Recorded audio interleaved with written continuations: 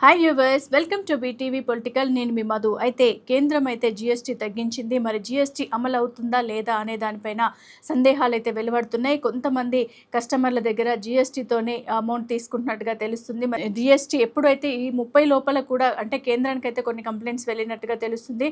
మరి కేంద్రానికి వెళ్ళిన కంప్లైంట్స్ ప్రకారంగా అది నిన్నటి నుండే స్టార్ట్ అయింది కాబట్టి ఈ నెల సెప్టెంబర్ 30 వరకు కూడా అన్ని కోణాల్లో పరిశీలించి దానిని జీఎస్టీని అమలుపరిచే విధానంలో ఉంది. ఎందుకంటే ఇప్పుడు ప్రైస్ ట్యాగ్స్ ఏవైతే ఉన్నాయో అన్ని కంపెనీస్ కూడా ప్రైస్ ట్యాగ్స్ అనేటివి చేంజ్ చేసుకోవడానికి కాస్త అవకాశం ఉంటుంది.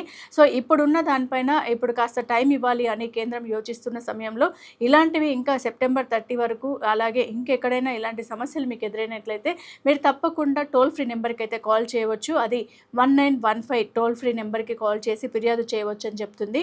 సో దీంతో పాటు మన వెబ్సైట్ని కూడా www.consumer.gov.in మీరు ఫిర్యాదు అందజేసినట్లయితే వారు దీనిపైన జీఎస్టీ పైన ఎవరైతే తగ్గించకుండా రేట్లు అలాగే ఉంచారో వారిపైన చర్యలు తీసుకోవడానికి కేంద్రం అన్ని విధాలుగా సిద్ధమవుతుంది. సో చూస్తున్నారు కదా, ఇలాంటి లేటెస్ట్ అప్డేట్స్ అన్ని మీకు కావాలనుకుంటే తప్పకుండా మీరు మా వీటీవీని సబ్స్క్రైబ్ చేసుకోవడం మర్చిపోకండి. So keep watching on VTV.